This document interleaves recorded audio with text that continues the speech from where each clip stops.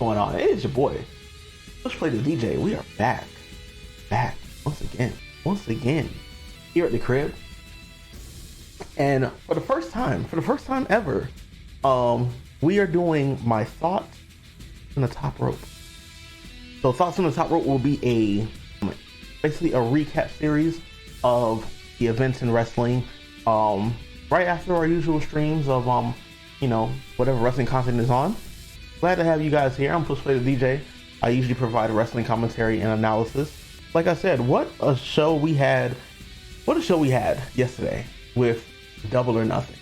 During this time of a global pandemic, with wrestling being one of the few amount of sports that we have available at this moment, All Elite Wrestling continues to exceed expectations that are set by myself and probably other wrestling people in general. So Double or Nothing 2020, this is the second iteration of the Double or Nothing pay-per-view, happened last night at the Daly's Palace in Jacksonville, Florida, as that is, i.e. the main headquarters for All Elite Wrestling. And once again, All Elite Wrestling provided us with a quality pay-per-view that did not disappoint, that was action-packed from beginning to end. And I can't be more than thoroughly impressed with the show overall. Was it a perfect show? On all accounts, no. I mean, moves were sloppy. Some booking could have been much, very questionable. But overall, it was a quality show from beginning to end. Let's just start with the very first thing that you noticed. The fact that All Elite Wrestling, AEW, has found a way to still provide a fan-based experience with the talent that are not being utilized. You have all of these superstars, all of this talent, male and female, front row, cheering on as if they are legitimate fans. And that's the best thing, because they are fans. And if that's one thing that I will say AEW might have a slight edge over WWE in terms of providing us with that kind of atmosphere, since us as fans, as legitimate paying customers, cannot go to these events due to our current circumstances, AEW has provided us with the buffer to still give us that full fan experience, still cheering, still rooting for people that you like, rooting for people that you hate. And kudos to AEW, kudos to Tony Khan, kudos to the Elite, Cody Rhodes, Randy Rhodes, for coming up with that idea and making it work, and also making it work with the given circumstances. And while not fully following all social distancing, still making it enjoyable for us as fans. Enough about that. Let's go right into the pay-per-view. Let's start off with the very first match that started Double or Nothing. Let's go to the buy-in first. We're gonna go into the pre-show, because as a wrestling fan, pre-shows don't get as much love. Pre-shows usually have the sense of, you're good, but you're not good enough to be on the main card. And with All Elite Wrestling, I wholeheartedly disagree with that. So the buy-in was Private Party, the number 3 ranked team on the last TNT rankings, going up against the Best Friends, who are currently the number 1 contenders. And this match was to determine who was going to be the number 1 contender to go for the All Elite Wrestling World Tag Team Championships that are currently held by Kenny Omega and Adam Hangman Page. And quality match, from start to finish. Mark Quinn, Isaiah Cassidy, providing their providing their movesets and giving good competition to Trent and Chucky T. But at the end of the day, Trent Beretta, Chuck Taylor comes out with the victory, and they have solidified themselves as the wholehearted number one contenders for the All Elite Wrestling Tag Team Championships. As I'm fine with that match happening on the pre-show, my only gripe with that is, why are you having Private Party, who are the number 3 ranked team, going up against the number 1 ranked team, when you have the Dark Order of Evil Uno and Stu Grayson as the number 2 team, and I believe they're currently undefeated in those rankings, and they're not in contention for for that matchup. So so that kind of bothers me, because I know AEW always talks about rankings, and they talk about how rankings are important, and you gotta be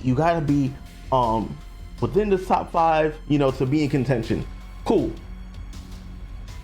Well, okay, cool. Now, okay, well then now that changes things. With Evil Uno being stuck in Canada, then that match does happen. Understood. So now you have the Best Friends, who I feel are legitimate contenders to go for the tag team championships, to go up against Paige and Omega. And personally, whenever that does happen, I think it's time for a change, because we need some more progression with the storyline between where does Hangman Page really lie with the Elite, and all of the sobriety issues that he's been having recently. Where does his allegiance really lie? Is he part of the Elite? Is he all in, or does he really need to go on his own path? I just feel like, with All Elite Wrestling's emphasis on going for being all about tag team wrestling, then I think you need to really start putting more of that focus on those tag teams who are continuously going in and night out, that are not named the Young Bucks. So like you said, like I said, like Private Party, Best Friends, Lucha Brothers. If they can ever get a victory, the Butcher and the Blade, maybe even the Natural Nightmares. Why not? Put emphasis onto those tag teams. I mean, unless you're gonna wait, for some wrestlers, some top guys, to come in and start wrecking shop. Oh, be it. But in my opinion, start putting more of that emphasis into your tag team wrestling. And not saying that they haven't done it. They have done a great job of highlighting and showcasing tag team wrestling, but I just feel like it gets kind of pushed to the back burner a little bit, So that was the buy-in. The buy-in was definitely a decent, like I said, a decent match. Probably good. I would say 3 out of 5 in my opinion. If we go on a 5-point scale, 3 out of 5. Quality match. Good chemistry between both talents. We're gonna go into the first match on the main card, which was the Casino Ladder match. Casino Ladder match had 9 superstars, which is good, because following the the gathering protocols. Following the gathering protocols, had 9 superstars. You had both members of SCU, former AEW Tag Team Champions, and Frankie Kazarian, Scorpio Sky. And then also you had Darby Allin, who personally was my pick to win. You had, originally you were supposed to have Rey Fenix, but Rey Fenix suffered an injury, and he got replaced by the bad boy Joey Janela, who I think was one of the MVPs of the match, for the body of work that he did, and I'll get to that a little bit later. You also had freshly squeezed Orange Cassidy, who was a real fan favorite. You also had Boom Boom Colt Cabana. Let's see, it was that SCU, Joey Janela, Darby Allin, SCU, Joey Janela, Darby Allin, Colt Cabana, Orange Cassidy. That's 6. We had Superbad Kip Sabian, along with Jimmy Havoc, who, I'm sorry, Jimmy Havoc had one of the most freshest, the most impressive looking suits ever. I need to find where he got that at, because I need that for myself, might I say. So you had Kip. I feel like I'm missing one more.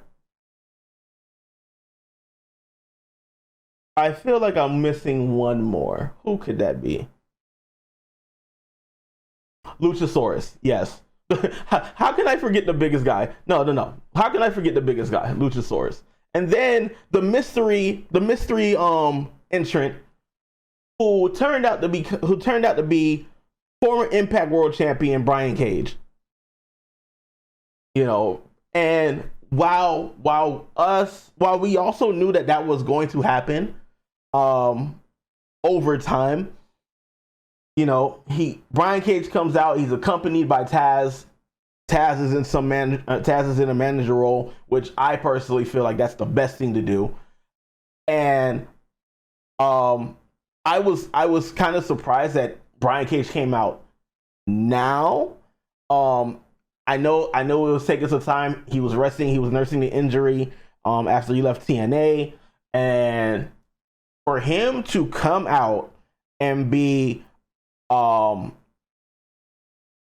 be as dominant as we already know, and for them to push him to be that absolute guy, you know, to basically say, you got next and we're putting everything on you, right? You don't see, how many guys do you see, right, in wrestling other than the Big Show, Brock, you know, that gets buried in a whole bunch of items, and this man just knocks out everything like he's like T-1000, you know, and starts destroying everybody, right? As short as Brian Cage is, he's definitely showed his dominance among the rest of the field, you know, and it was insane, you know. The only thing that I wish, that those were one of those moments where you knew a pop was necessary. If the fans were there, that pop that he would have gotten when as soon as you would have saw that no one is ready for the path of Cage, and then when you saw Brian Cage's name out, that crowd would have erupted. And it's one of those things that this pandemic has definitely messed up, you know, the passion of crowd reactions, you know, and it also shows us as fans how important we are to professional wrestling and sports entertainment. But back to the ladder match. The ladder match was very, very good, very long for the first match. And might I say, a lot of these matches went over about 10 minutes. I think out of all 8 matches, I think 6 out of 8 went 10 minutes. Matter of fact, I want to research that real quick, because let's see. Yeah, 6 out of 8 matches went over 10 minutes. The ladder match went almost 30 minutes. 28 minutes, 28 seconds. And quality ladder match. You know, quality ladder match. A lot of like, you know, a little bit of sloppiness here and there. A lot of crazy spots, right? A lot of crazy spots. The Darby Allin trying to do the large Tony Hawk Pro Skater 2 gap onto the ladder was insane. You know, part of me was like, why are you doing this? But then another part of me was like, I get why you're doing this. Because, you know, I was really hoping for a coffin drop. Like, in more places than one, but I was fine with the skateboard like large gap.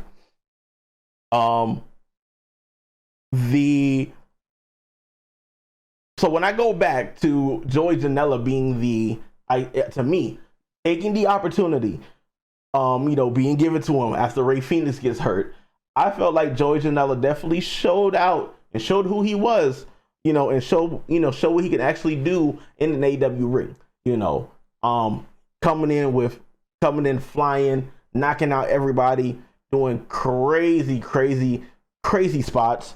The Death Valley driver onto the poker chip with Brian Cage, underneath, was insane.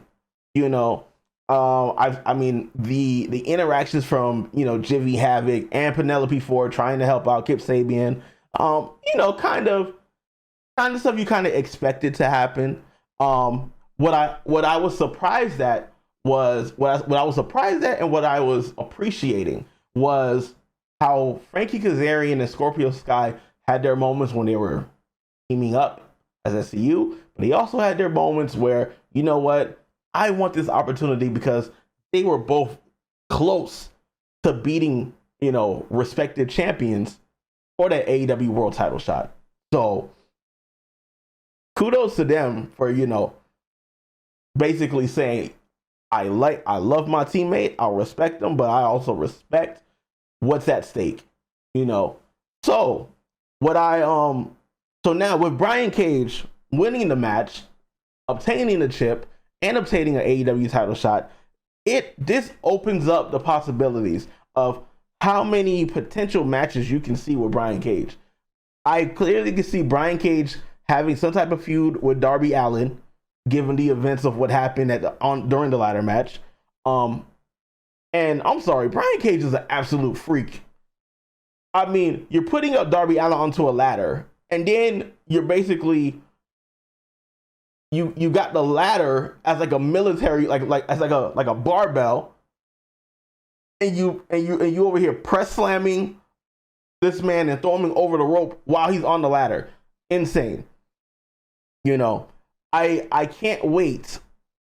I can't wait for Brian Cage to come to have some type of feud with Luchasaurus, because in that little small gap that they had to fight, I was thoroughly excited. Like, you gotta give us a Brian Cage versus Luchasaurus. Darby is not 100 pounds. Stop it. And then you just think about what other potential matches can happen with Brian Cage. I mean, depending on how they're going to use him, I'm going to assume he's going to be a heel, with the way that Taz was being, so adamant about how many bodies he's going to break, But yeah, like the difference in, like, I guess, visual strength, like, dang, like Brian Cage definitely kind of showed out Luchasaurus, and it was kind of ridiculous. Like I said, Darby had to have some type of broken bones. Just from that one spot alone with the skateboard going off the ladder. That was completely insane. Was it kind of unnecessary? Yeah, but it's Darby, so I appreciate it. And like I said, like with those type of ladder matches, they can go all over the place. Orange Cassidy, with the highlight of, I don't want to reach for this ladder, but I have to. How do I get the ladder? How do I make it work? Him being straight laced. I would love, in a dream world, I would love Orange Cassidy and R-Truth in a ladder match and see like how long it will take before somebody, actually gets a legitimate attempt at grabbing an item or a briefcase or a chip. And so now I need to know, like, when does this title shot come into play? Is it kind of similar to like how WWE has Money in the Bank, and you do it at any given time, or do you do it at the next major pay-per-view? So it really makes you wonder, like, where does when is he able to, I guess, cash in on that chip? You know, do we get Brian Cage versus Jon Moxley? I personally feel like going back to the ranking system, that there's a major flaw with the ranking system. And as we segue into the next match, which was, I believe it was Jungle Boy and MJF. Quality match from two great young talents. Somebody needs to tell me, how the hell does Maxwell Jacob Freeman, how is he not in any title picture? Granted, yes, I know he was injured, but if we also go by rankings, you know, he was injured, and yes, Mr. Brodie Lee had this whole story with the Dark Order, but how does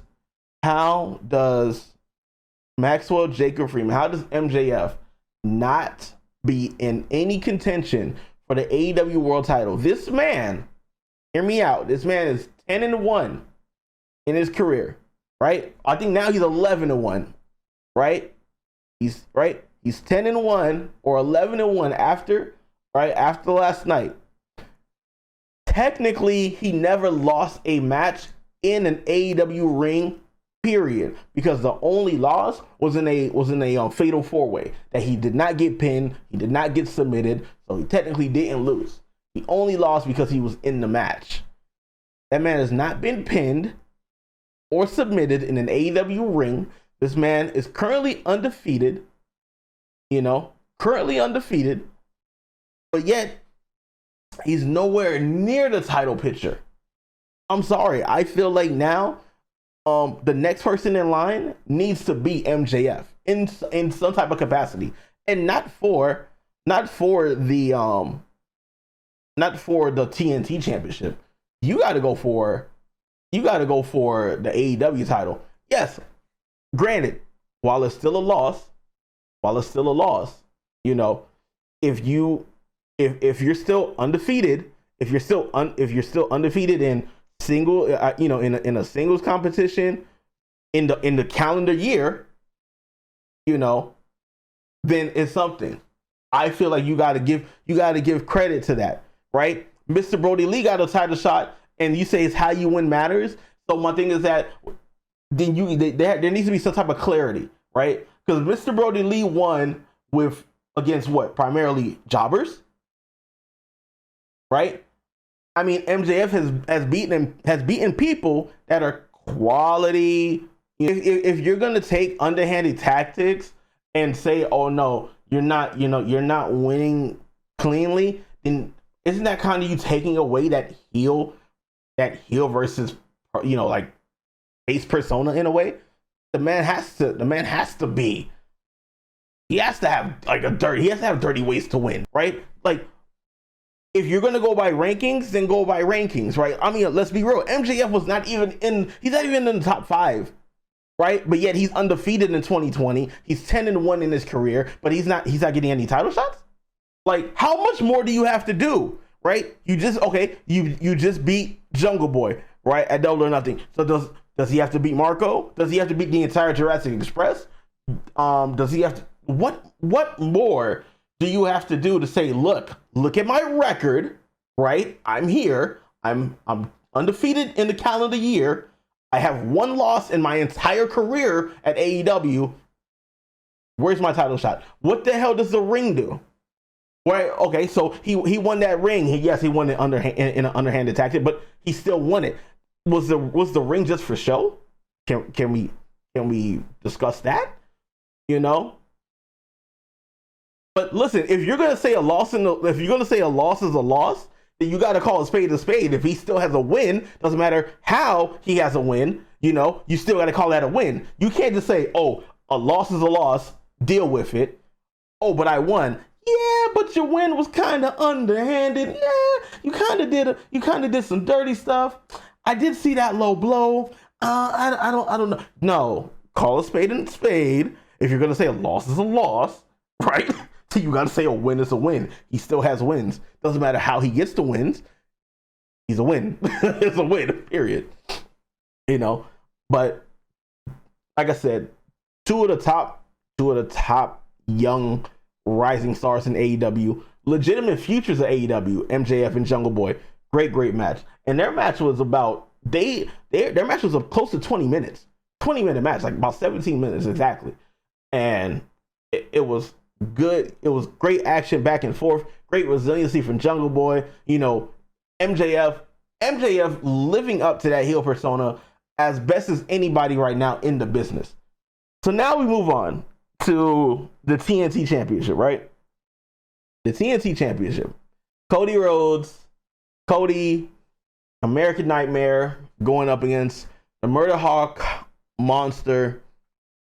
Everybody dies. Lance Archer. Jake the Snake in Archer's side, Enforcer Arn Anderson on Cody's side. Finals of the TNT Championship. My personal prediction was that there was no way that Lance Archer could have lost this match. But fate definitely tells a different story. And I'm sorry, when I knew that things went downhill at the beginning of the match, when Lance Archer hit his finisher, I was like, okay, if you're going to start that far, if you're going to go that hard at the beginning of a match, Cody's going to win. It should have been a legitimate domination, right? You push Lance Archer, you drop these vignettes, you have him destroy people. You made this man look pretty much not unstoppable, but you've made him a legitimate force. You know, great storyline. Great storyline, right? This is somebody that you should be pushing into that, I guess, into that era of the future of AEW. You know, nothing against Cody, you know, because Cody has done a great job as EVP. You know, he's stick to his word, saying I'm not going for the AEW championship. But I just felt like that was kind of a missed opportunity at making one of these big stars from another promotion and making them a legitimate force in your singles division. You know, not saying that Lance Archer can't, you know, bounce back from that. He can, but I just felt like if Cody would have taken that loss, it would not hurt Cody at all. Cody is kind of protected. I just felt like they really missed a great chance on elevating somebody. I'm pretty sure like many of you were like, what the hell kind of title is Mike Tyson holding? That title looks so atrocious. But then when you find out that, oh, it's in mid production, you know, because of the pandemic, I'll give it a pass. You know, apparently there's supposed to be some gold plating, supposed to be redone, you know. So TNT Championship, you almost got roasted, but I'm gonna give you a pass. You know, we'll wait till after the pandemic to see how it looks. You know, because I mean, if you want to talk about titles right now, 2 for 2, 2 for 2, right? Like 2 for 2. The AEW title, beautiful. That's one of the most beautiful belts I've seen in quite some time, right? The World Tag Team titles, amazing, right? That women's title is so small, right? That women's title is brutally small, right? That TNT title is trash. Listen, I'm just saying, right? They said it's not done yet. You know, now if you could throw in like a hint of like black and red, you know, maybe try to incorporate some. Well, crap. TNT doesn't have colors anymore. They're really just basic black and white. Well, TNT title, you got a lot of proving to do because you were definitely going to get roasted. You were going to get ripped to shreds. Like I said, great match. You know, I just felt like the booking was very questionable. Like I felt like Cody should have definitely taken that L. Have Archer win. Have Archer win that match, and then, like I said, there's other great talent that needs to be, I guess, in line for that TNT title. Number one, I say would be Darby. You know, I feel like Darby Allin definitely he got to get some type of recognition. This man is a legitimate workhorse, and he pretty much kills himself night in, night out, you know, to get some type of title shot. Like, he needs it. You know, something eerie about Mike Tyson. Yeah, I mean, bro, I don't know how old Mike Tyson is, but if you've seen those videos, you know, yeah, like the way he's hitting those little punching bags. Nah. That's eerie about him too. Yeah, exactly. Like Lance Archer hitting that spine buster and then looking at Arn Anderson. You know, like Arn Anderson's like he's the prototype of the spine buster. You know, and I mean, and that's the thing. I feel like if you would have let Lance win, right, and then Lance and Jake could continue to run rampant, you know, try to destroy your family, try to destroy you. You can build that for a later pay-per-view and gain that title. Personally, I just felt like that was a missed opportunity on a great thing. Personally, in my opinion, great match though. Dustin and Shawn Spears. I guess we can. If I'm not alone on this, I will say legitimate filler. You know, I just wish that Shawn Spears could get some type of opportunity, man. Like, just something better. Like, I feel bad for Shawn Spears, man. Like, you know, like, I feel like I'm more inclined of seeing Shawn Spears back as Ty Dillinger in some ways, but it's like, man, like, Shawn Spears has all the potential, man. He has talent, but geez, it's like, it's crazy that, you know, like, there isn't that much more of, I guess, a creative ceiling for him in a way. I mean, the fact that, you know, I like the promo he did, you know, like, oh, you know, Dustin is somewhere, we don't know where he's going to be at, so I'm going to challenge you to a match. Typical, but it makes sense. You know, I mean, we've seen Corbin do it plenty of times in WWE. That works out, you know, but I just feel like there's so much more that, you know, needs to be given to Shawn Spears. You know, it's crazy how you leave a place because of, I would say, lack of creative, you know, lack of a creative direction. And then you come here, you know, you hope to have something with Tully Blanchard. You're this chairman. And then, you know, I just really felt like that chair shot heard around the world when Shawn Spears whacked Cody upside the head. That should have been something to elevate you. You know, now you got the whole chairman gimmick and nothing's happening. You know, and it's weird. You know, it's weird. You know, but I'm also trying to look at it in the perspective of, are you, you know, if you're satisfied with doing this, then I just need to probably not have so much expectation for you to, you know, I guess, be greater than what you're showing me, you know. But I just feel, I mean, like I said, I feel like with Spears going to AEW, I just felt like more was on the way, and I'm still waiting for it. And I truly feel like I'm not the only one, you know. So that was, to me, filler match. I was like, what, about 5 minutes?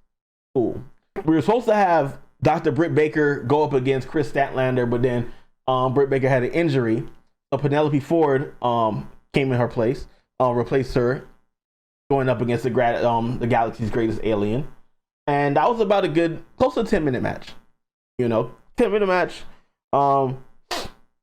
The women's division, I always feel has always been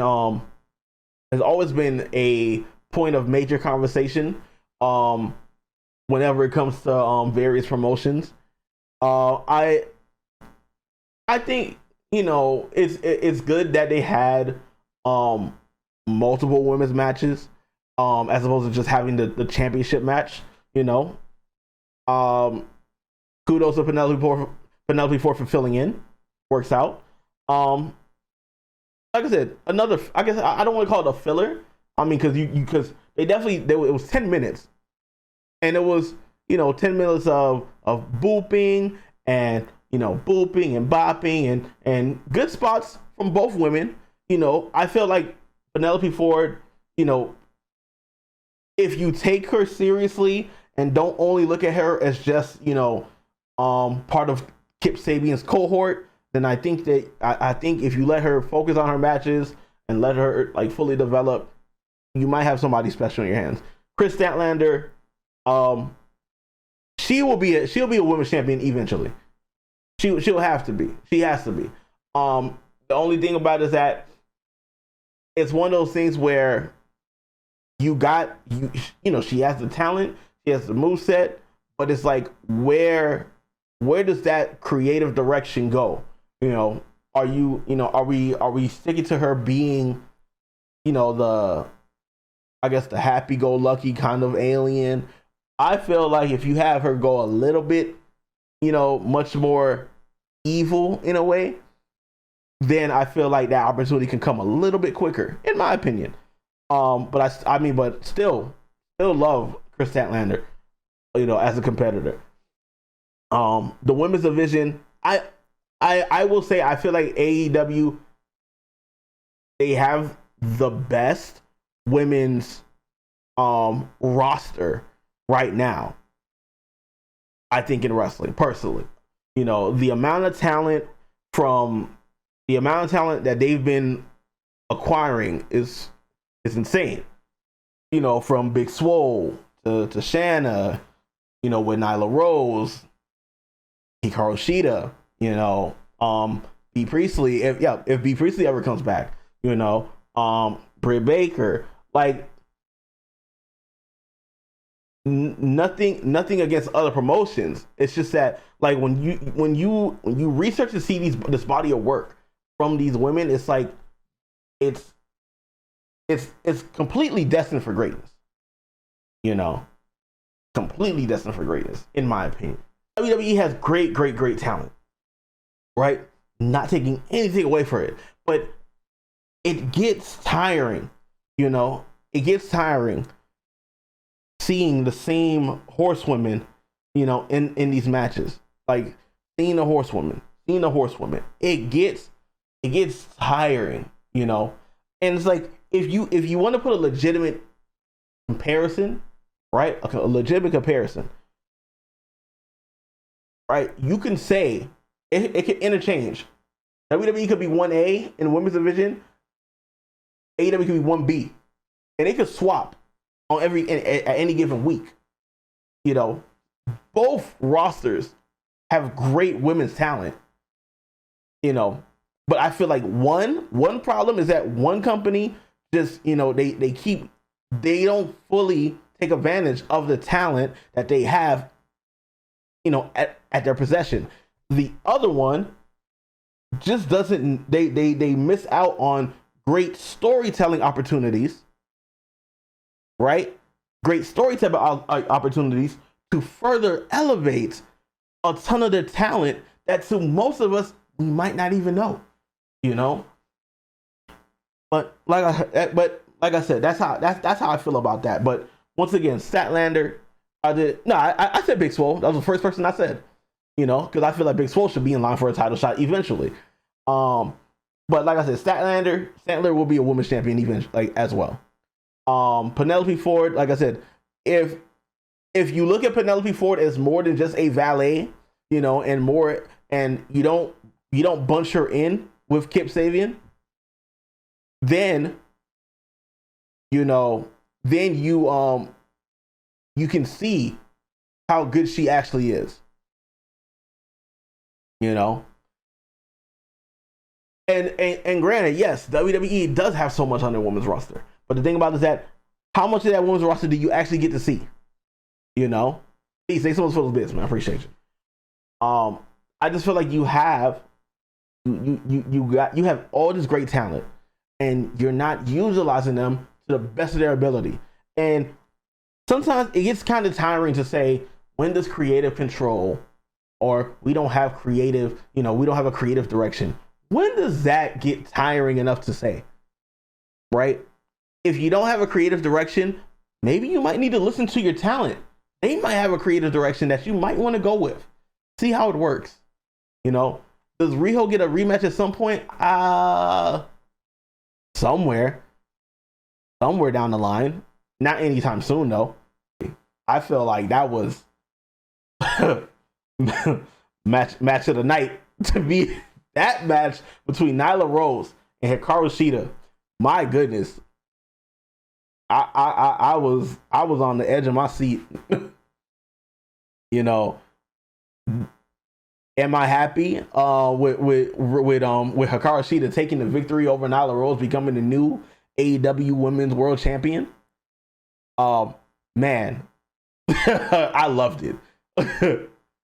Listen, Nyla Rose. Listen, if there's a nickname, right? If there's a nickname that legitimately applies to a person, the native beast, Nyla Rose is that. Like, come on, yo. Nyla Rose, she's a gem in the ring. She can work with the best. Like, my goodness, I was so impressed. Hikaru, she is a class act. And it's so good, right? It's so good seeing like seeing that matchup, and just how stiff some of those shots were. The kendo stick, snap it on the head. Yo, like, what? Hello? Like, that was something that, like, after the show ended, I had to go back and watch that. And that was just a great culmination of a great storyline. It was just build up upon build up upon build up upon build up, and then the climax hit during the match. And when Shida taking that title, I was very happy with it. Not upset. I'm not upset with Nyla Rose losing the title. I just wish, the only thing was that I wish that there was a little bit more dominance in a way. Not saying that there wasn't any, but I just feel like Nyla Rose is somebody that you gotta have her like wreck people. You gotta have her wreck that division, and it doesn't really care. It doesn't really matter who feels that wrath, but people need to feel that wrath. I mean, mind you, like, she was throwing people through tables, she was throwing referees through tables, and she didn't, and it makes you like appreciate a monster in the ring like that. I mean, like, when she like, we all remember, hey, I got something for you, and it's like smack, hits Shida with the kendo stick. I found your kendo stick. Like, yes. Like, yes. I rewound that scene like 4 times because I was cracking up laughing. Always bet on black. Come on, like, when you have somebody that talented that can hit you with one-liners and tidbits and make things work with their character, you gotta strike when it's hot. You gotta strike when it's hot. I mean, I just don't want Nyla Rose to be looked at as, oh yeah, she's great, but she's lost to 2 people that were smaller than her. Doesn't matter. She played her part, and she played it damn good, right?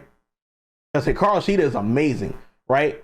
Riho was a great talent, but with the storyline that they built for Shida, it made you feel good when she won. And that is when you did a good thing, right? Like, and so like, that is giving me hope that, okay, cool, you guys can come up with a good storyline, do it again. Right. Exactly. What is better than a monster with a title? A monster who was angry, was trying to get the title back. 100%. Right. And if that match came out with blood, I would have been even more. That would have been an 11. That was to me a good 5 out of 5, personally. So we already spoke about the ladder match, with Brian Cage winning. We already spoke about how MJF should be the future and should eventually get a title shot. Personally, like I said again, world title, not TNT title. We talk about great storytelling between Nyla, Rhodes, and Hikaru, Shida.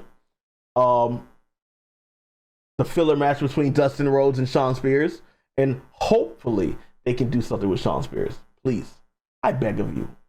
Can you do it for me? Please. Kris Stat against Penelope Ford, decent match. Let's go into the title match. The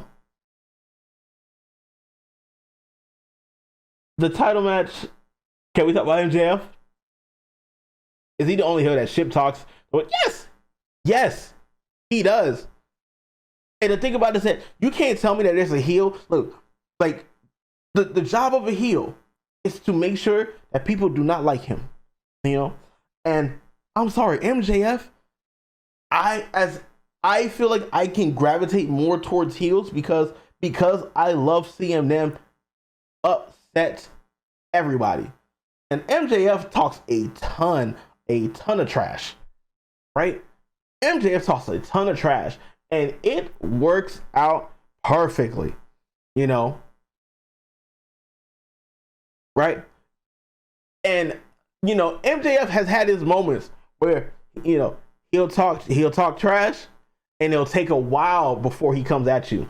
But the thing about it, he comes at you, and like when every time you hear it on his theme song, I'm better than you, and you know it. I feel that. Yeah, go ahead. It's something about, like, when it comes to faces and heels, it's something about a heel persona, right? It's something about a heel persona that works out so much better than the face, right? Like, it's like, yeah, you got your protagonist, you got your hero and whatnot, but I want to see what that villain does, right? I want to see how evil can you get. I want to see,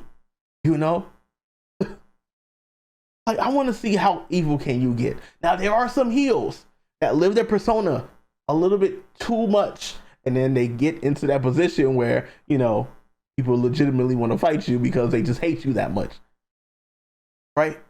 Now, granted, that means that, yes, you're doing your job, but there is a place, there's a line. MJF knows how to walk that line. I mean, he is, and he's only, 24, I believe? He's like 24. This man has a whole future ahead of him to upset some people. And I'm here for it. I'm here for it. Oh. But so AEW World Title match. Jon Moxley against Mr. Brodie Lee, the exalted one of the Dark Order. That match was it was really, really intense. A lot of the spots that happened in that match, I primarily think about that falling paradigm shift that I don't know if they were on the pathway to the ring, how that crashed in. And like they fell into like that little gap, and then Moxley comes out and Brodie Lee is bleeding, and then Moxley starts attacking him, and then he bites him where he's bleeding at, and I'm like, wait a minute, hold on. I know you're a purveyor of violence, but I think you're becoming Hannibal Lecter in some way. Like, what are you doing? And then after all of that, gets hit with a paradigm shift, kick out at 1.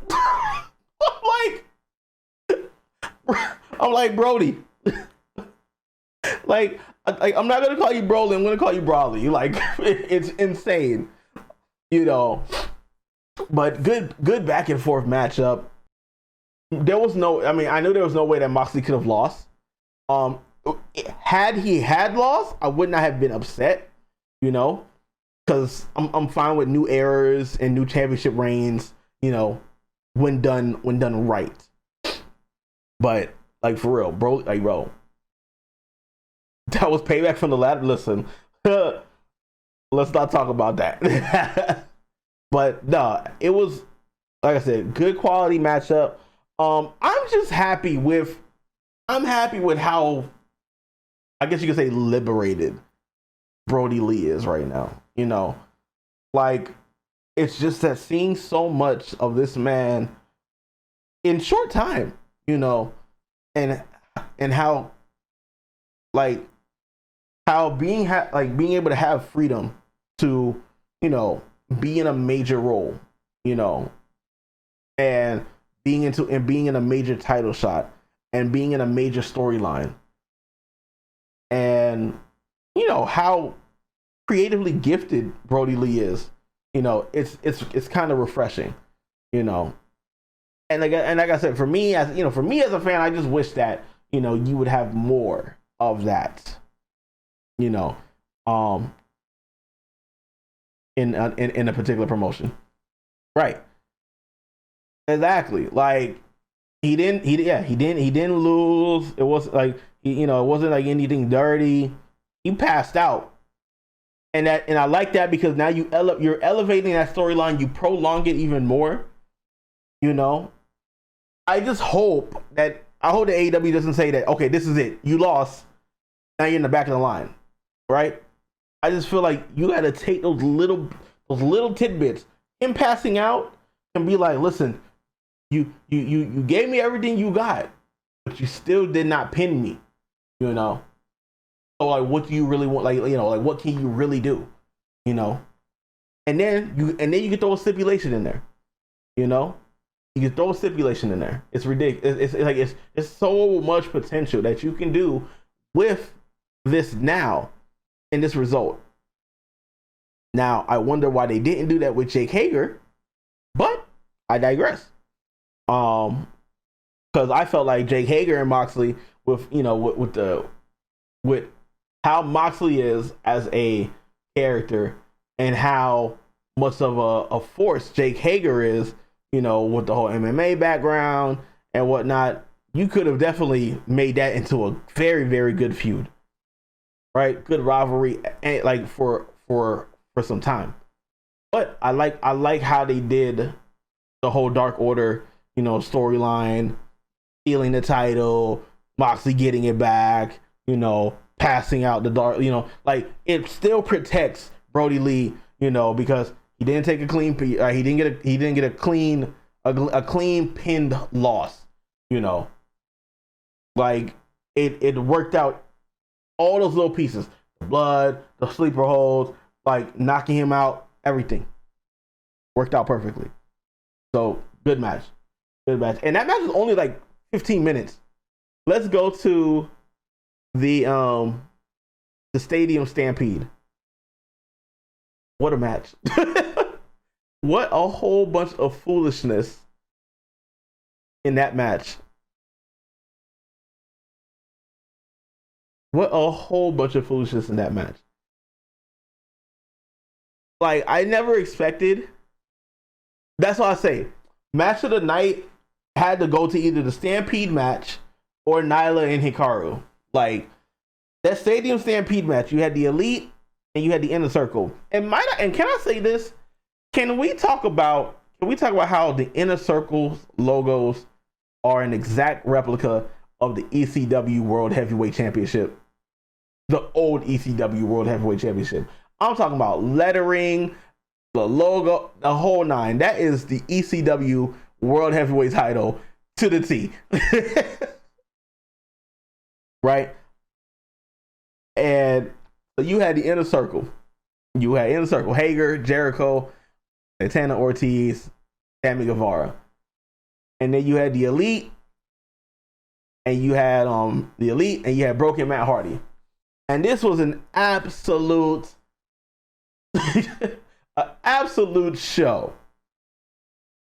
An absolute show from start to finish. My favorite parts of that match, no particular order.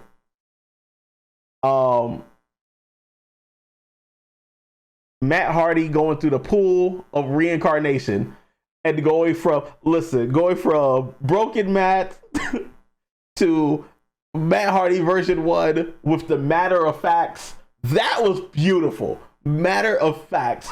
Matt Hardy can hold his breath for 346 seconds. Perfection. Matt Hardy sending Santana into the and putting him in the ice machine. Matt Jackson doing Northern Light suplexes for 100 yards.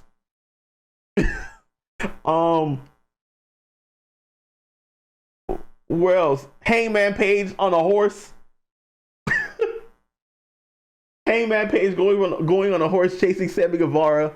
Hangman going to the lobby and just drinking. Jake Hager becoming T1000 and just taking bottles upside the head and a pool stick. Like, I'm sorry, Jake Hager reminded me of Brock Lesnar in his debut. Right? Sammy getting hit with a sprinkler, thinking that he won the match, and then boom, facing his fear again of seeing a golf cart. The one-winged angel, off that gap. I'm sorry. I don't know how Sammy could do that. Sammy ate that one-winged angel like a pro, because he is. Kudos to Sammy Guevara for real. A ton of the bumps were, a ton of the spots were really, really good. Some were kind of unnecessary, like Nick Jackson running all of those steps to do a splash. I think that was kind of unnecessary. Like I said, just a ton of moonsaults, ton of shooting star presses. Jericho, oh my gosh, Jericho taking out a challenge flag, right? And challenging a pin. And Aubrey was like, no. The ruling on the field is that the match still continues. That was good. Rick Knox taking a super kick after calling a flag for excessive celebration after the 100-yard Northern Light suplex.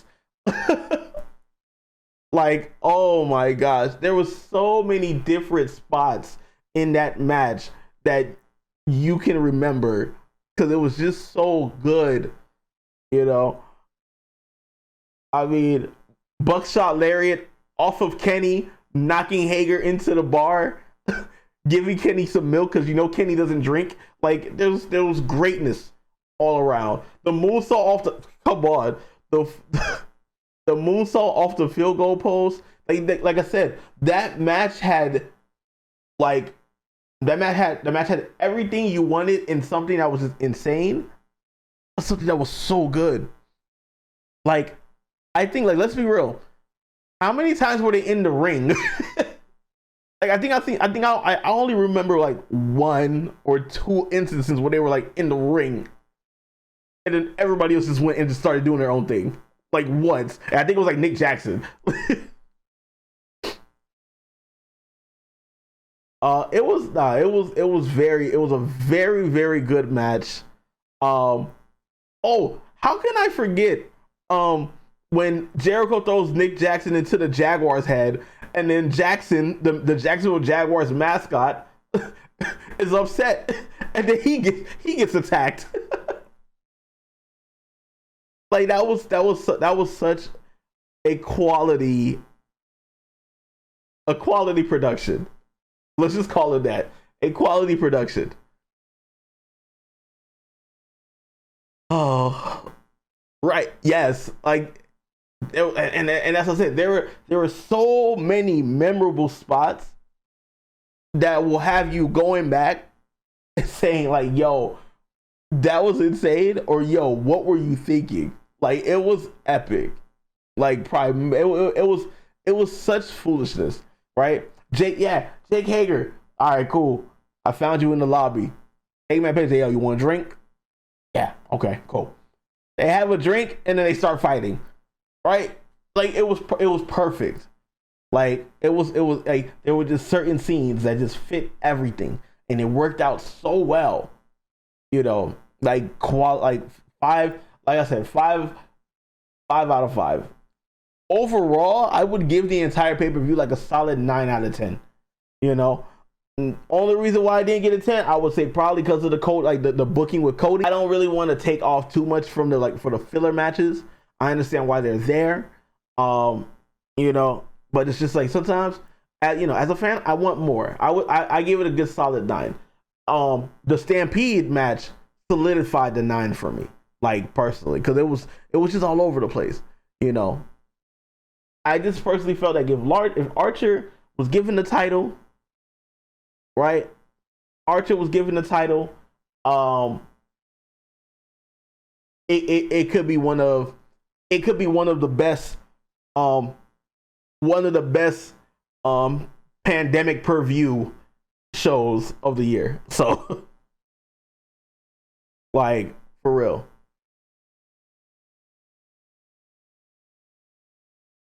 It makes no sense. You know, it makes no sense. I just want to see where you go with Archer. How do you now elevate Archer? How do you elevate Archer? How do you get him back to being that dominant guy? Right? I mean, they protected, like, you see how they protected Brodie Lee. Even with the loss, Brodie Lee still looks good. He still looks dominant. Not saying that Archer didn't look dominant in the match, but my gosh, like, where do you go from here now? Is that feud just completely over and he goes somewhere else? Right? Where does this go for Brian Cage? You know, like, if he's gonna be a heel, you know, are you gonna have more heel versus heel matchups? Are you gonna give us Archer versus Brian Cage? Are you gonna give us you know, Archer versus Luchasaurus? Not Archer versus Luchasaurus, Brian Cage versus Luchasaurus. Are you gonna get Brian Cage versus Darby Allin? Are you like are we gonna get Brian Cage versus Cody? Like, where do you go? Like, you know, and that's the thing of what else is needed for AEW to thrive, you know? Because I personally feel like this is what I would say that AEW has done really, really well when it comes to their pay-per-views. They have not really faltered that much. You know, they've been pretty solid. Where do you continue? Right? Like, how do you continue? You know? Yeah. Cage is gonna go after Moxley because he has a title. Makes sense. But I mean, I just want to know what else is there. What else is gonna be there for Cage? You know, because you're telling me you have all this faith in the world to put this man at this position right now. You know, and then if Cage wins the title, who do you put up against Brian Cage? You know, does this begin the right? Does Kenny lose the tag team titles, and then does that start the realm of, you know, does that start the change for Kenny to go for the top? You know, when does MJF get a shot? I'm sorry, MJF needs a title shot out of just respect for that man's record. Period. You know, and I mean, and that's the thing. Now we're up. Now you have the possibilities. What possibilities do you have? You have now a ton of possible dream matches that can happen. Right? Possible dream matches. But now you got to make storylines that make sense. Right? Because you can just throw a dream match out there and it can be a one-off thing. You know? And if we're gonna go with the whole, well, Cody and MJF story is not really over yet, and now the TNT title is gonna be on the line, cool. Whatever. I just feel like with the record that MJF possesses, I feel like he really needs to go for the top. right? It's a slow climb. I understand that, but you don't get that type of record doing nothing. Doesn't matter how you get it, you still got it, in my opinion. But like I said, Double or Nothing was a very, very, in my opinion, very, very good show. And you guys know how I feel. If there was something wrong with the show, it would be known. It would be known. I really want to see what happens next. You know, with now the landscape of AEW changing with Brian Cage, I want to see who else comes. June is around the corner. July's around the corner, right? Because we're already at the end of May, you know, and a lot of those old contracts, those 90-day compete clauses are about to expire. Who's next? Who's gonna go change the world? Who's gonna shift the landscape of all elite wrestling? There's a lot of questions that need answers. How quick do we get them? Or how long do we have to wait? But those are my thoughts from the top rope. Appreciate you guys spending some time with me. Please make sure you hit that follow. This will probably go on. This will probably be going on YouTube. So when all of that gets said and done, please like and subscribe. And thank you guys so much. Join the Discord as well. And we will be doing more thoughts from the top rope after our wrestling shows. And when everything gets said and done, you guys will get the YouTube channel, and we're gonna continue to grow. Please join the Discord. We show our matches there. We talk sports, we talk wrestling, we talk gaming, we talk a little bit of everything. Thank you guys so much for just kicking it, providing me with your insight, and taking some time to listen to my recap, listening to my thoughts from the top rope. I will see you guys tomorrow. You guys are amazing. Love you guys. And be great.